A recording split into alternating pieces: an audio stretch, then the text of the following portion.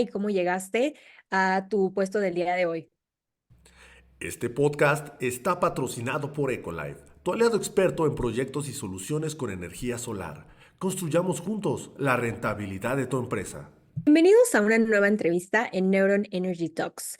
El día de hoy tengo el privilegio de poder entrevistar a Santiago Fabián Arroyo Segueda, director corporativo de desarrollo de negocios en EXA México y Latinoamérica. Santiago, ¿cómo estás? Muy buen día, Nasla. Pues muy bien. ¿Y tú qué tal? Muy bien, muchas gracias. Oye, en esta entrevista, pues la verdad quiero tocar diversos temas contigo, pero justo para empezar un poco y entrar más en confianza, me gustaría que me contaras sobre ti, sobre tu experiencia y cómo llegaste a tu puesto del día de hoy. Bueno, pues todo comienza por ahí del año 2000, más o menos 2007, 2008. Yo terminé la universidad en esa década, en el 2006 la terminé. Soy egresado de la Universidad Autónoma de Querétaro como abogado, yo licenciado en Derecho, con una especialidad en materia de Derecho Constitucional. Ya posteriormente, pues hice diversos estudios ¿cómo se llama?, en mediación, en derecho penal. Estuve dedicado a esos temas, estuve en el servicio público, fui agente del Ministerio Público un tiempo, me dedicaba a todo el tema de delitos patrimoniales, cosas así, ¿no? Posteriormente, pues salgo de la administración pública, me dedico a emprender un negocio consultoría en materia legal. Estamos hablando del año 2011, 2012, cuando yo salgo de la administración pública y pues en este afán de emprendimiento vi que se estaba gestando una serie ¿cómo se llama?, de reformas estructurales y bueno, pues podía haber yo lo vi como una oportunidad para abrir un área de negocios y interesante. Pues bueno, el destino me llevó al sector energético. Uno de mis colegas, de mis socios o digamos mentores en ese emprendedurismo fue Gerardo Aguilar, que actualmente pues está trabajando para Gasolinera Sorsan. Él pues me dio como un empujoncito hacia el sector energético, específicamente de estaciones de servicio, gasolineras.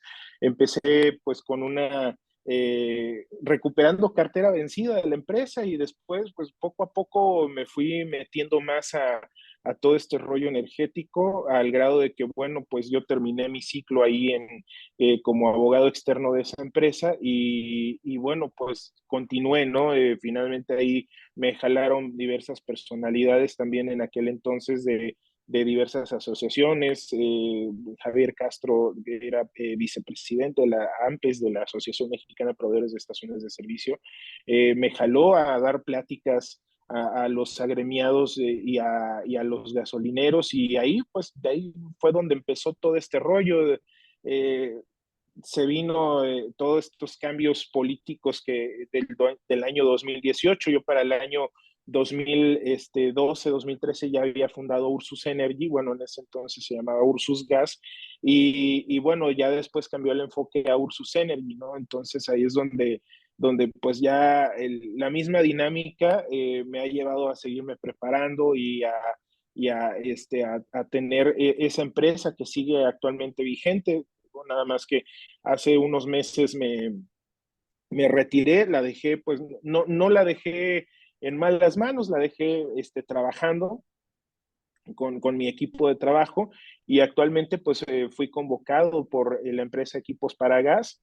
Después de ahí de varias pláticas, pues fue que tomé el cargo de director de desarrollo de negocios para México y Latinoamérica. Pues bueno, estoy desarrollando varias áreas de oportunidad de la empresa, tanto aquí en México, en Estados Unidos y en América Latina.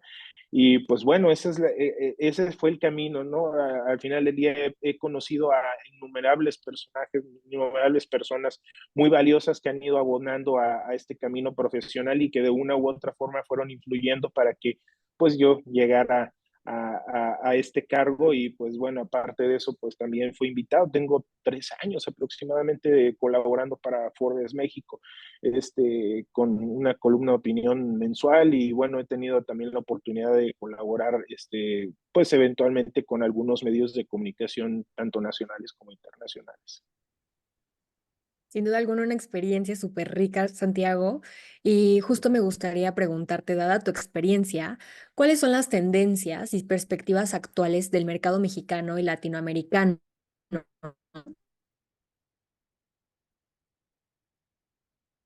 relación al gas natural y los productos? Pues mira, la perspectiva es tan compleja como cada uno de los mercados.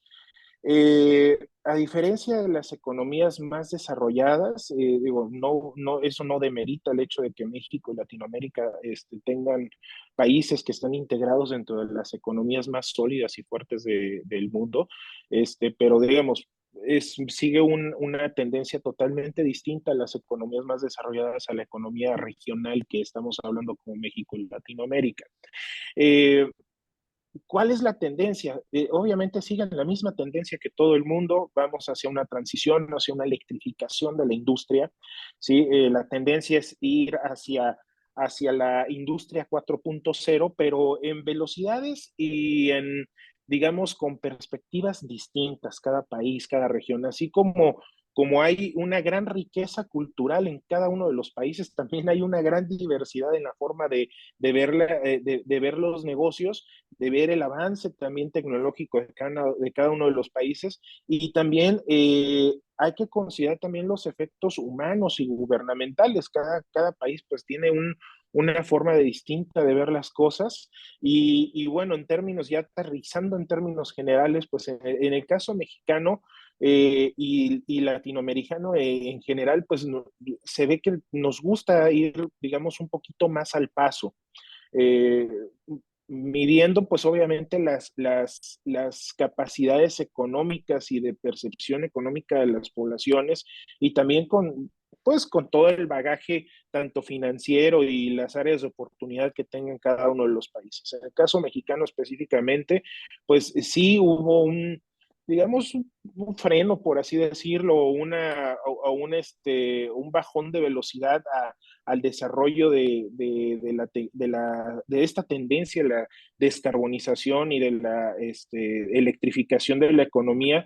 Sin embargo, pues no deja de ser un lugar atractivo por su posición estratégica, geopolítica que tiene México, ¿no? Ya a nivel Latinoamérica, pues vemos que hay caballos negros como Colombia, por ejemplo, Chile, y actualmente Argentina, que se acaba de meter en el juego.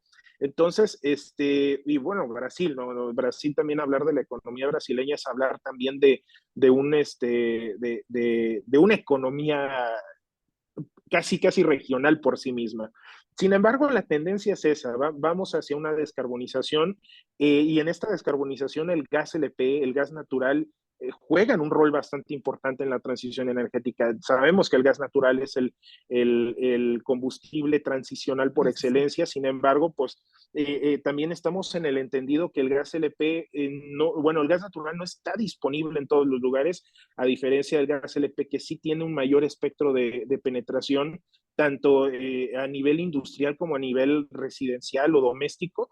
Y bueno, esto también de alguna forma también lo apalanca como una especie de combustible transicional, aunque oficialmente sabemos que la Agencia Internacional de Energía no lo reconoce así, pero para el caso latinoamericano sabemos que es también palanca de desarrollo sobre la descarbonización. Y bueno, de ahí brincamos al desarrollo de tecnologías y esta, digamos, tendencia que vamos hacia la industria 4.0, que es la electrificación, el Internet of Things y también la inteligencia artificial, los data banks y todo lo demás. Entonces, esta tendencia América Latina la sigue, cada uno con sus peculiaridades, pero digamos, en este juego sigue siendo la industria oil and gas parte importante de la transición, incluso, vaya, ya haciendo a un lado los combustibles fósiles, la industria de oil and gas sigue siendo una palanca importante para la transición energética, porque finalmente a través de la petroquímica se desarrollan todos los materiales que requiere la industria de las energías renovables. Entonces, vaya, vamos a seguir trabajando de la mano con Oil and Gas, aunque pues a los puristas de la transición no les guste mucho hablar de ello, pero eso es una realidad y vaya, este negocio todavía tiene para rato, pero sí debemos ir cuidando mucho en la industria de oil and gas toda esta parte de sustentabilidad, los nuevos esquemas de gobernanza y también ir trabajando en evolucionar también la manera de pensar, ya no los gases como insumos combustibles, sino como insumos de una industria. ¿Sí? Y esa es la transformación que debe estar permeando en la mente de quienes toman decisiones, quienes tomamos decisiones en la industria de petróleo y el gas natural y el gas eléctrico. Santiago, y como comentas, me parece muy interesante lo que dices de la dependencia que tenemos hacia los petroquímicos. En esta transición se habla mucho de dejarlo a un lado, pero no somos conscientes de todo lo que nos rodea, que está hecho y que está derivado de los petroquímicos, que no es tan fácil decir, bueno, se acaba el petróleo, se acaba como esta industria y nos movemos a la otra, ¿no? O sea, al parecer no al parecer, en realidad vivimos y dependemos de muchas cosas que son desarrolladas del petróleo. Sí, vaya, pues ahí tenemos que remitirnos a la realidad conceptual de estos dos términos, de transición y de descarbonización. Transición, finalmente, ¿qué significa? Pasar de una cosa a otra. No necesariamente es algo totalmente diferente, ¿sí? Más bien es, a lo mejor pasamos de una forma de hacer industria a otra forma de hacer industria. Y ahí es donde viene la parte de la descarbonización. La industria tiene que transitar hacia una industria con menos emisiones contaminantes, con menos emisiones de carbono. Y también la industria de oil and gas necesita moverse hacia esa tendencia.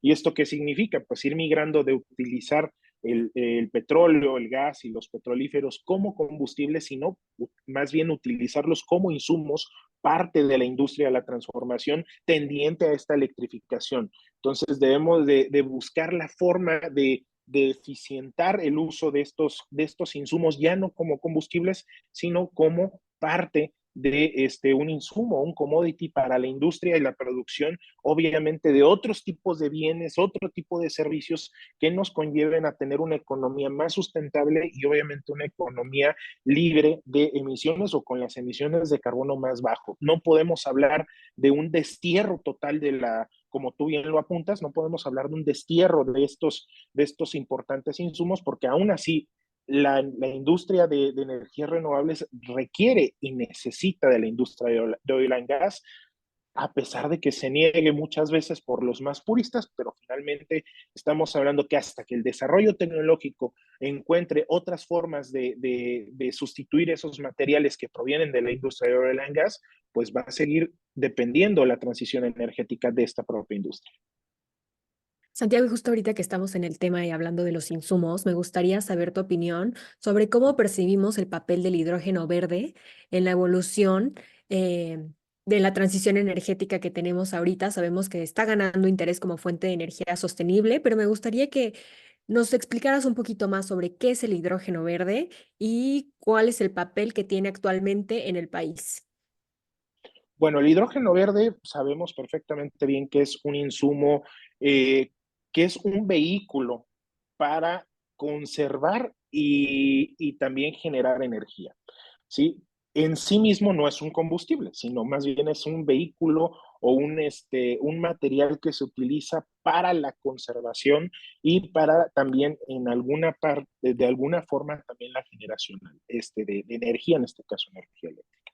Ahora, este producto, pues bueno, vemos que si hay una tendencia, digamos, por así decirlo, de moda, que resulta mucho interés. Sin embargo, pues bueno, la tecnología de las celdas de hidrógeno, que es como que la que tiene más impacto para ser utilizada en la industria 4.0 o ser utilizada dentro de la industria, sobre todo en la movilidad, y en el almacenamiento de energía, que ese es otro de los, digamos, grandes retos que hay en la industria energética mundial, que es el almacenamiento de energía y de energéticos.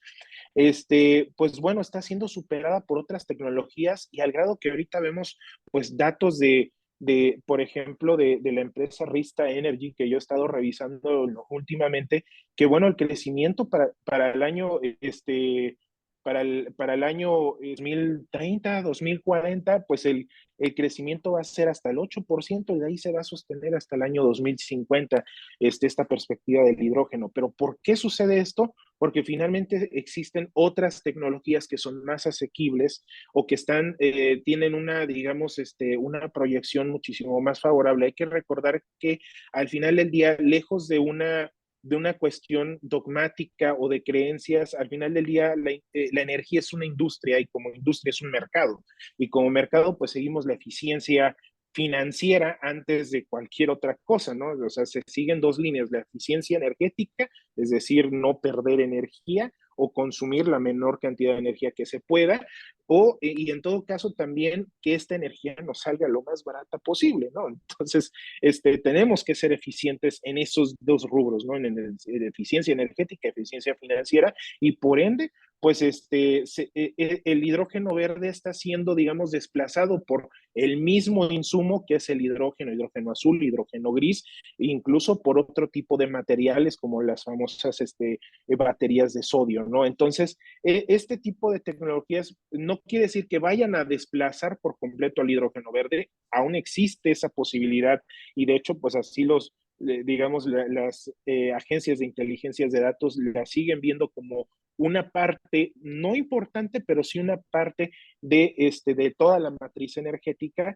Y bueno, pues esa es la tendencia que yo veo del hidrógeno verde, que va a ser suplantado, digamos, no tanto como suplantado, desplazado, sino más bien como va a ir acompañado de otras tecnologías que dependiendo de toda esta diversidad que yo mencionaba anteriormente, tanto diversidad en poder adquisitivo, cultural, tecnológica, pues va a ir ocupando sus espacios, ¿no? Entonces, esa es la tendencia que yo veo. Sí, es una cuestión muy interesante que como entusiastas de la tecnología, pues puede generar un gran interés, pero ya a la hora de trabajar dentro de la industria, pues sí lo vemos como una opción más y no como algo que tendría que guardar cierta preponderancia y pues por ende, pues ya no lo vemos con el entusiasmo que lo ven otras áreas de negocios. ¿Cuáles Sí. son algunos de los desafíos legales más comunes que enfrenta el desarrollo de nuevos proyectos dentro del sector energético?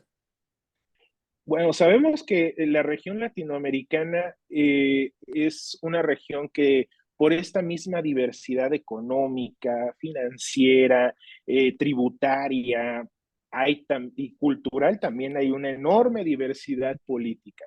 Entonces, cada lugar tiene sus propias peculiaridades y particularidades, y la Argentina es un gran ejemplo de ello, ¿no? Que llevaban un modelo económico y político y ahorita dieron un vuelco de 180 grados que al parecer las perspectivas son bastante positivas.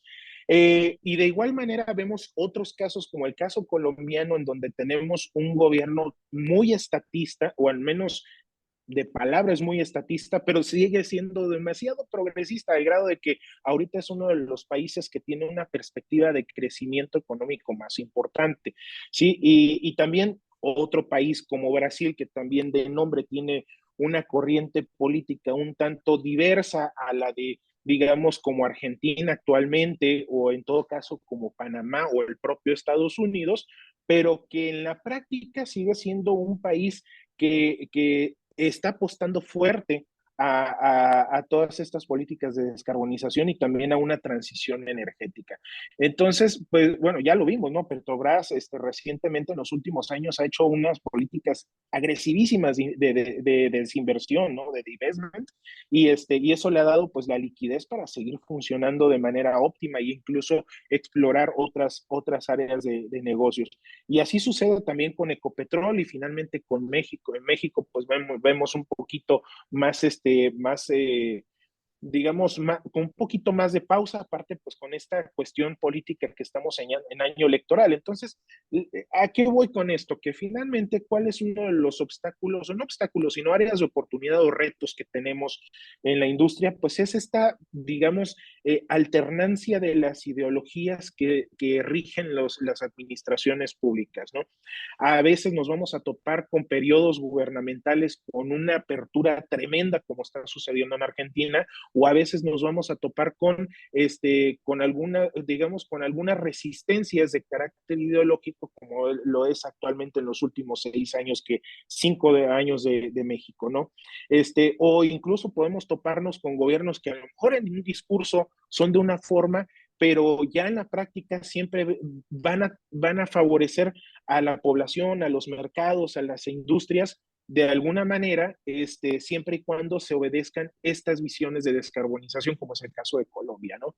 Entonces, el principal área de oportunidad que vamos a ver de carácter legal es esta variación de carácter política, que obviamente al momento de haber una variación política va a haber una variación en las reglas del juego, y bueno, pues esto sí o sí tenemos que ser lo suficientemente hábiles en los diversos áreas de negocios de las empresas para poder establecer las estrategias que de momento, porque finalmente todas estas cuestiones son temporales. El mercado y la industria siempre ha estado ahí, y los gobiernos, pues lamentablemente para quienes son más de corte político, pues los gobiernos son temporales, ¿no? Entonces, pues son ciertas temporalidades de 4, 8 años, 6 años, dependiendo de la estructura de tiempos de gobierno de cada uno de los países o cada una de las regiones, pero al final del día ese es el gran reto que tenemos en la industria, ¿no?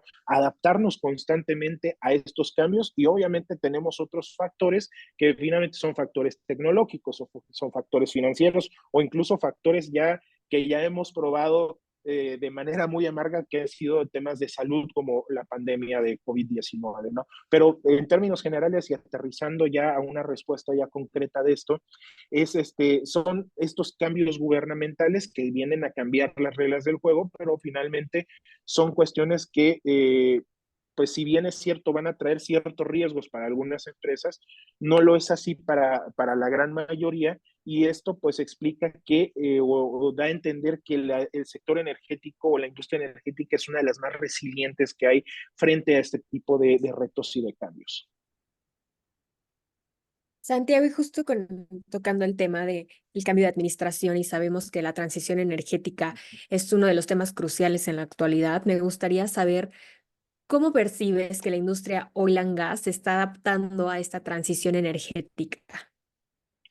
Pues lo vemos todos los días con las grandes compañías, y digo, siempre utilizo este ejemplo porque finalmente ya en otras escalas de la cadena de valor, pues también está sucediendo, pero yo traigo a colación estos ejemplos como Ecopetrol, como Equinor, la misma Petrobras o Saudi Aramco, por ejemplo, que son compañías que dejaron a un lado, o Shell, por ejemplo, Shell, esta empresa muy importante de upstream, o la propia Chevron o Móvil, en donde estas empresas, pues incluso estamos viendo constantemente notas en donde comienzan estos proyectos de desinversión ¿cómo se llama?, de instalaciones o de activos, por ejemplo, de refinación o de ¿cómo se llama?, de fracking o de extracción de hidrocarburos, para pasar a otras áreas de negocios, hacer un proceso ¿cómo se llama?, de recuperación de liquidez y poder invertir ese dinero en otras áreas de negocio.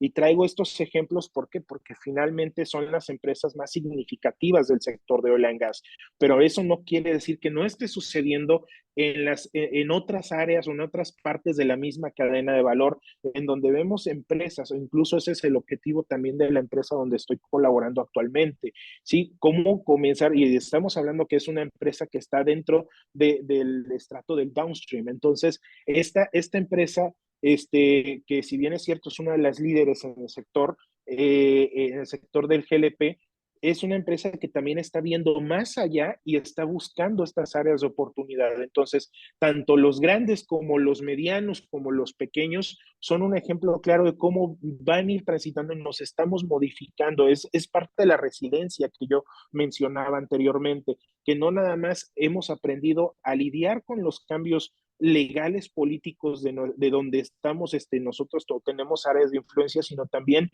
nos estamos adaptando a todos estos cambios que imponen las nuevas tendencias de la industria y que también de alguna manera también son retos que imponen los gobiernos o las organizaciones gubernamentales o digamos, metagubernamentales como la ONU, por ejemplo, ¿no? Y finalmente son estas cuestiones que nosotros tenemos que ver, sortear y también encontrar soluciones, porque al final del día sabemos que la industria, la sociedad, los consumidores, pues nos necesitan todavía y necesitamos encontrar también nosotros cómo entregar productos y servicios con una huella de carbón más reducida y obviamente atendiendo estas nuevas tendencias y políticas que están existiendo. Entonces es un ejemplo generalizado. Claro, algunos se van quedando atrás, pero es igual, es normal, es cuestión, digamos, incluso hasta un poco de cómo se llama, de evolución, que siempre hay en un grupo, siempre va a haber quien se quede atrás en estos avances. Santiago, y finalmente, como mi última pregunta, me gustaría saber cuál es tu visión para el futuro en el contexto de la expansión de negocios en México en el ámbito de infraestructura de energía y productos químicos. Pues bueno, aquí hay que señalar varios puntos importantes. Yo me iría con tres para ser lo más concreto posible.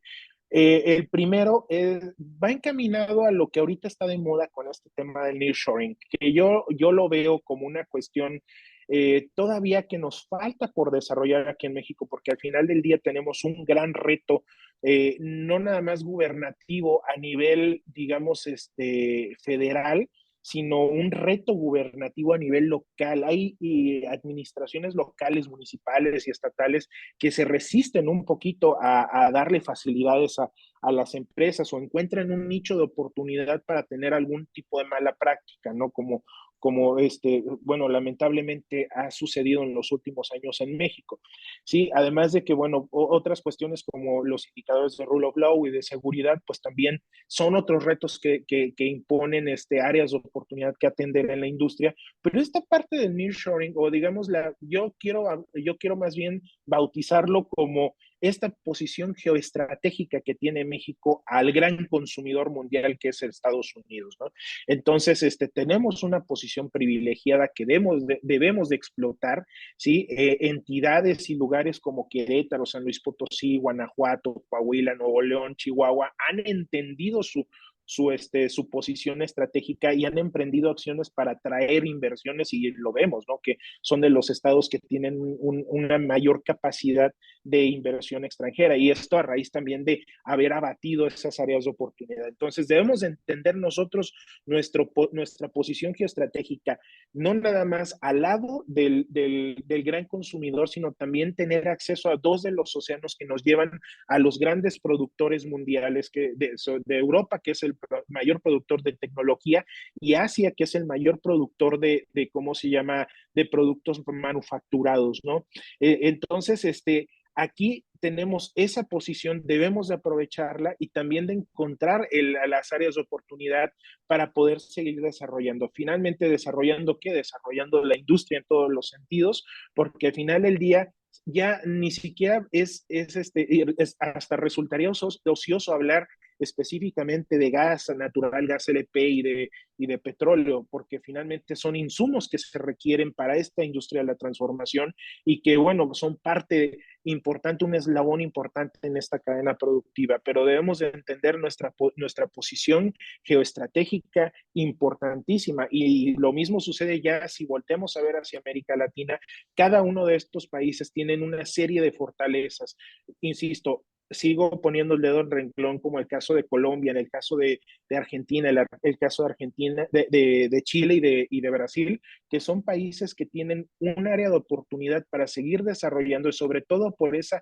hermanamiento legal y comercial que existe de México con estos países que yo creo que si hacemos equipo podemos hacer una de las de las regiones más importantes del mundo, llegando a estar a la par de Europa o incluso de Asia para este gran consumidor y de hacer un intercambio multidireccional y también recíproco con estas otras dos grandes áreas comerciales del mundo que son Asia y Europa y también en menor medida África, ¿no? Pero finalmente estamos en una posición privilegiada, tenemos condiciones de hermanamiento comercial con todos estos países igual muy privilegiados que pues deberían de ser observados. La industria lo observamos, pero debería ser también observado por los tomadores de decisiones dentro de las organizaciones gubernamentales, que pues finalmente ellos son los que de alguna manera nos permiten a nosotros actuar, trabajar, pagar impuestos y generar empleos y obviamente pues bienestar para las personas de donde nosotros operamos. Santiago, pues muchísimas gracias por esta entrevista. Sin duda alguna, personalmente me quedo con muchísimos conocimientos. Gracias por compartir eh, los temas de la actualidad y esta posición geoestratégica, como tú mencionas, que hoy en México tenemos con esta gran apertura sobre el nearshoring y la importancia que tiene la industria del oil and gas en esta transición energética y con nuestras nuevas oportunidades que tenemos de tener nuevos negocios por las empresas y la inversión extranjera que se viene al país.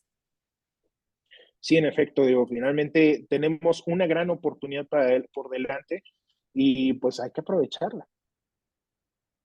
Pues muchísimas gracias, Santiago. Igual muchísimas gracias a nuestra audiencia por visualizarnos o escucharnos en esta entrevista con Santiago Fabián Arroyo Seguedo, director corporativo de desarrollo de negocios en EXA México y Latinoamérica.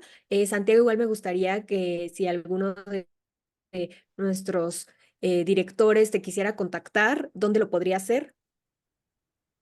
Pues bueno, primero agradezco la oportunidad de estar aquí con ustedes. Un saludo a todos los colegas que puedan visualizar esta entrevista y reitero mi agradecimiento al consejo editorial de Neuron Energy Talks. Y bueno, ¿dónde me pueden encontrar? Me pueden encontrar en Twitter, también está en Twitter como Desarrollo Sí, o bueno, esta red social X. También me pueden encontrar en mi portal www.sarrollo.net. Ahí pueden también encontrar formas de contactar conmigo. Y bueno, pues es muy fácil llegar a mí. A través de estas dos vías, ahí me encuentran. Y también me pueden encontrar en LinkedIn como Santiago Fabián Arroyo Silva, con mi nombre completo. Perfecto, Santiago. Pues muchísimas gracias. No, gracias a ustedes, que tengan muy buen día. Hasta luego.